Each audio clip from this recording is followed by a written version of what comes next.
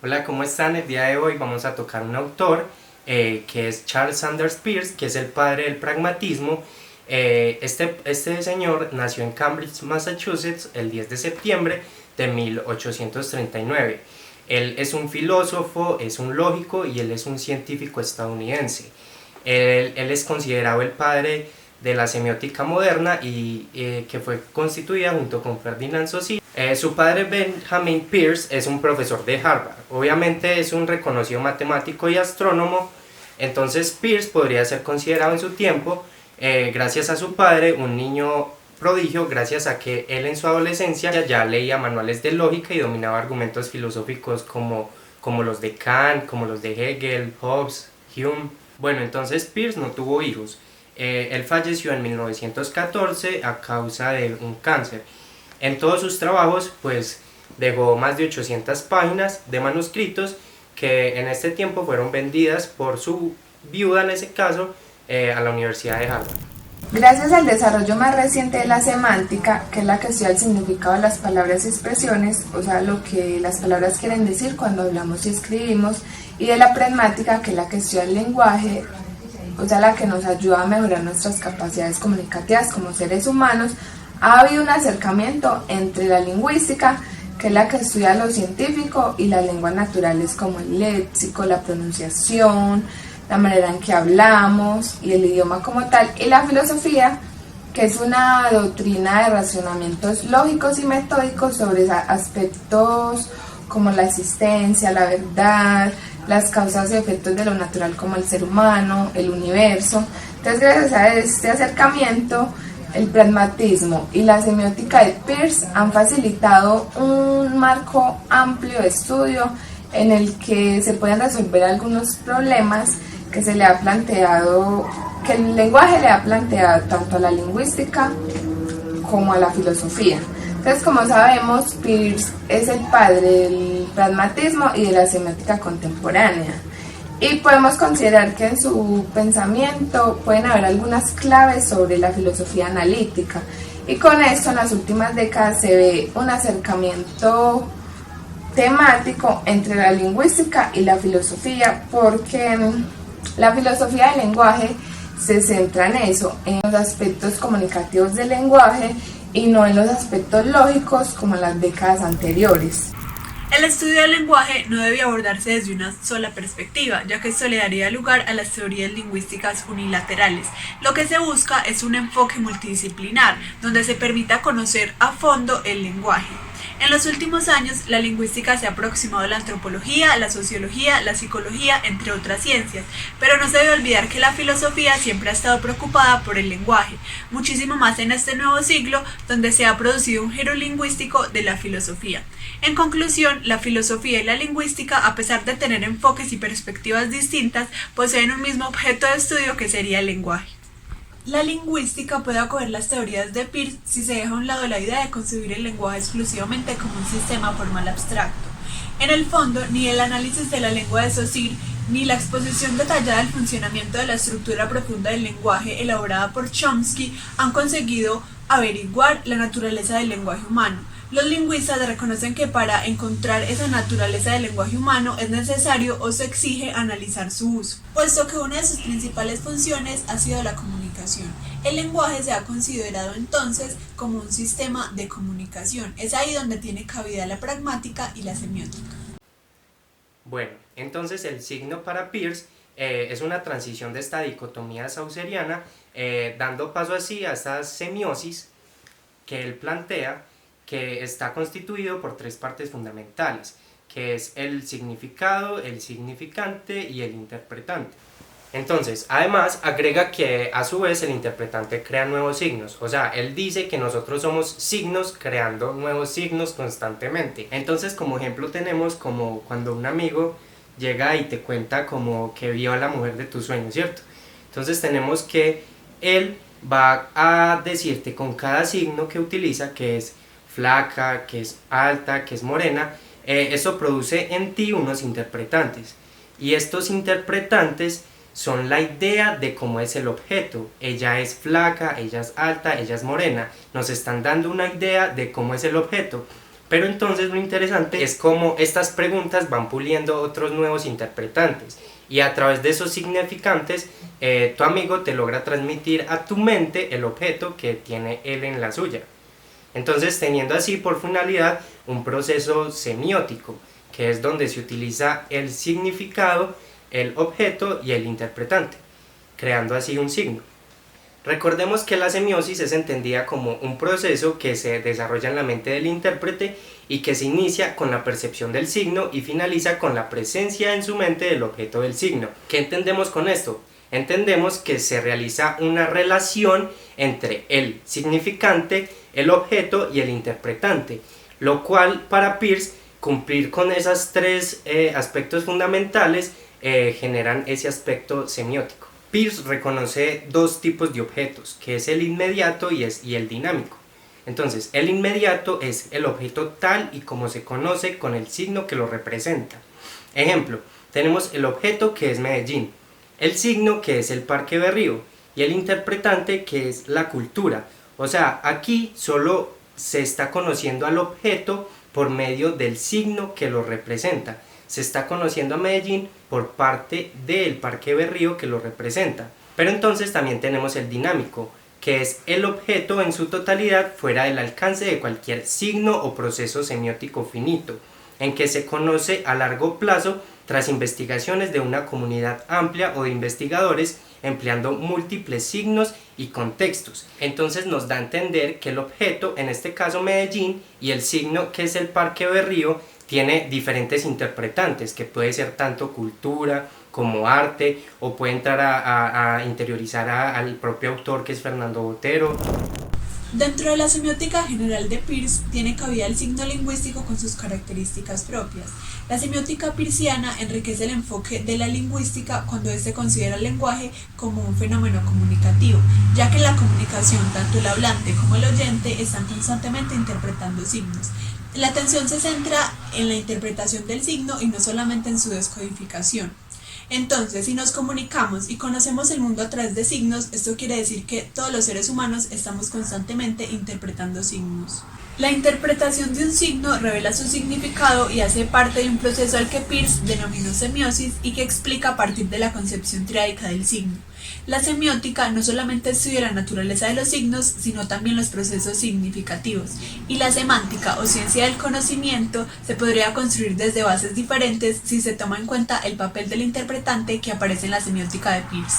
Peirce fue reconocido por algunas divisiones que le realizó a los signos y por la propia lingüística. Peirce distinguía tres tipos de signos. Íconos, donde el signo y el objeto se relacionan por su semejanza, por ejemplo, un mapa, una pintura.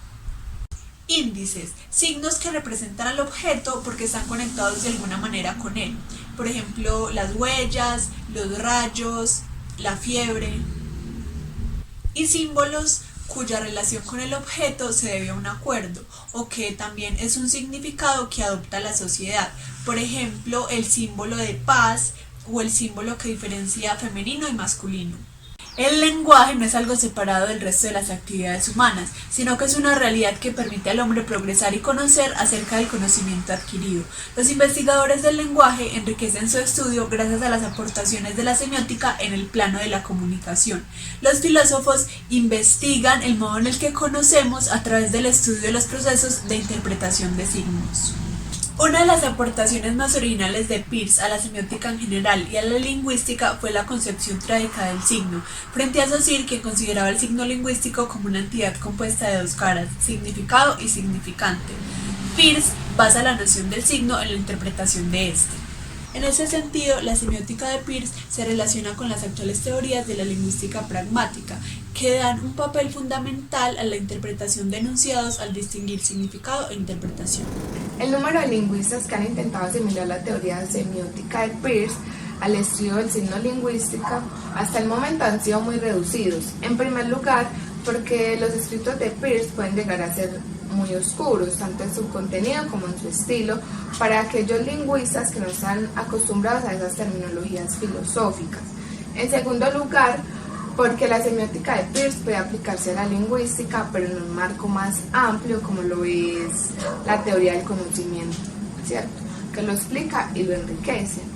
Y por último, porque han habido algunas confusiones entre la semiología de Saussure y la semiótica de Peirce, porque Saussure estudia el signo desde el seno de la vida social, mientras que Peirce estudia el signo porque es la materia principal del pensamiento y del conocimiento. Por otra parte, aunque la semiótica sea una de las ramas de estudio de Peirce que más aplicaciones tiene para la lingüística, también su pragmatismo puede aplicarse o relacionarse con el actual desarrollo del pragmatismo. Peirce concibe este como un método para clarificar y determinar el significado del signo lingüístico, con el objetivo de facilitar la comunicación, gracias a la cual el conocimiento humano progresa. Después surgió una filosofía del lenguaje que se basa en cómo nosotros utilizamos el lenguaje, junto con un libro de Austin que inauguró en Europa. Se convirtió en una variante del pragmatismo y también se enfoca en eso, en cómo nosotros utilizamos el lenguaje y cuál es la relación que existe entre nuestro pensamiento y nuestras acciones. Entonces, con el trabajo de Austin y su compañero Searle, la filosofía del lenguaje fue de enorme importancia para lo que hoy conocemos como teoría de los actos de habla, que es uno de los principales objetos de estudio de la pragmática. Entonces, como vemos, utilizar el lenguaje conlleva a un proceso cognitivo que tiene lugar en una sociedad con características culturales específicas. Bueno, pero a su vez también Peirce distingue tres tipos de interpretantes. Entonces, ¿qué es un interpretante? Un interpretante es producido en la relación de un signo y un objeto, y es ese efecto que tiene ese signo. Ese es el interpretante. Entonces, el interpretante puede ser tanto emocional como energético o como lógico. Entonces, ¿qué es el emocional? El emocional es, por ejemplo, ponemos como signo el cover de la canción de J Balvin. Entonces ponemos como objeto las ideas musicales que J Balvin tenía en la mente al escribir esa canción. Y el interpretante, ya que es emocional, apela a esas reacciones emotivas que tiene cada sujeto. En este caso, su reacción al escuchar la canción, que puede ser triste o puede ser perreando encima de una mesa en un bar. Listo, en este caso tenemos el interpretante energético, que es una acción en particular. Entonces, como ejemplo tenemos el signo, que en este caso va a ser el suelo mojado. Tenemos el objeto, que va a ser una mamá trapeando, obviamente, porque como no vamos a usar este ejemplo. Y el interpretante, que es el efecto, que si va a pasar, le van a dar una pela, obviamente. O pasa o no pasa, esa ya es la intención del interpretante, que en este caso ya es de cada sujeto. Y ya por último tenemos el interpretante lógico, que no es un sentimiento ni una acción, sino que es algo de orden general, que es un concepto. Ejemplo, tenemos el sol. El sol es un concepto. Sus diferentes interpretantes pueden ser cuerpo celeste, caliente, grande, energía. O sea, pueden haber muchos, pero que tienen sentido lógico, obviamente. Pero entonces, ¿por qué es importante estos interpretantes lógicos? Porque para investigar y conocer el mundo tenemos que razonar. Y entonces, ¿con qué razonamos? Con signos, que estos signos, si solo los interpretantes fueran emocionales o energéticos, jamás podríamos hilar una cadena de razonamiento. Pero los significados, que son conceptos, sí permiten esto porque son generales. Entonces, por ejemplo, si retomamos la descripción del amigo que habla sobre la mujer atractiva pues que le interesó, y nos habla pues del signo alta, en este caso, alta es un predicado general que se aplica a muchas cosas, o sea, no es un significado concreto, sino que es una fusión de futuras interpretaciones, creando así nuevos signos. En su obra La pragmática lingüística, Lange demuestra que cuando la pragmática investiga acerca de sus orígenes y de sus métodos, se encuentra con las teorías lingüísticas del pragmatismo americano, cuyo máximo exponente fue Peirce. La autora explica brevemente acerca del pragmatismo y de la semiótica del filósofo norteamericano, centrándose no en la división de ícono, índice y símbolo, sino en las tres categorías peircianas y en la concepción teórica del signo. Las tres categorías peircianas serían entonces primeridad, segundidad y terceridad. La primeridad es una cualidad de sensación pura que se puede imaginar que sea sin que ocurra. Segundidad, esto solo lo podemos saber cuando ya pasó, que serían entonces los hechos reales. Y la terceridad no es una síntesis, sino que entonces al combinar primeridad y segundidad, se abriría paso a otras posibilidades. Al final se concluye que toda reducción de la relación triádica del signo a una relación diádica, o dicho de otro modo, todo olvido de la categoría de triplicidad como intermedio, significaría una concepción inadecuada de la significación y de toda la esfera de pensamiento. Se podría afirmar que un estudio del lenguaje a la luz de las teorías de Peirce permite revisar la consideración de los sistemas comunicativos como meros códigos. Cañares sugiere que la concepción peirciana del interpretante como efecto producido por un signo y al mismo tiempo como regla de interpretación permite explicar cómo es posible conciliar lo particular con lo general. Lo general sería la regla y lo particular sería el uso, es decir, la pragmática y la gramática son formas distintas de analizar una misma realidad que sería el lenguaje. Listo, entonces en este caso Peirce nos habla que tiene tres pilares fundamentales que son la primeridad, la segundidad y la terceridad. Entonces, ¿qué nos quiere decir Peirce con esta primeridad? ¿O con qué se puede relacionar? Con el ejemplo anterior que estamos hablando de la interpretación emocional, de la interpretación energética y de la interpretación lógica. La primeridad en este caso sería relacionado con la emocional.